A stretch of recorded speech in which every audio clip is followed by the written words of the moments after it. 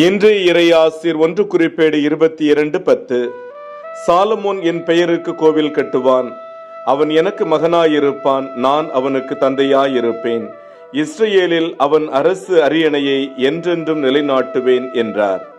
அன்புக்கினியவர்களை, தாவீது அரசரை குறித்து கடவுள் சொல்வார், அவர் என் இதயத்திற்கு உகந்தவர் என்று. தாவீதும் கடவுள் மீது கொண்ட அளவற்ற அன்பு நம் எல்லாருக்கும் தெரிந்ததே.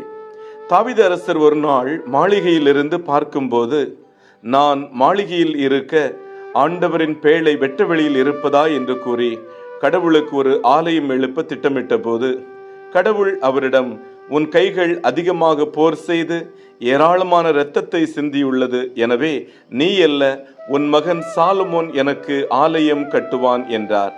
ஆயினும் தாவீது ஆலய கட்டுமானம் செய்ய பொருட்களை சேகரித்து தன் மகனிடத்தில் கொடுத்தார். ஜெபிப்போமா. அன்பிறைவா, தாவீதுக்கு உம்மீது இருந்த அன்பை போல நானும் உம்மை நேசிக்கும் நல் உள்ளம் எனக்கு தாரும். ஆமீன். எல்லாம் வல்ல இறைவன், தந்தை, மகன், தூய ஆவியானவர் இந்த நாள் முழுவதும் உங்களை ஆசிர்வதித்து பாதுகாத்து வழி நடத்துவாராக. ஆமேன்.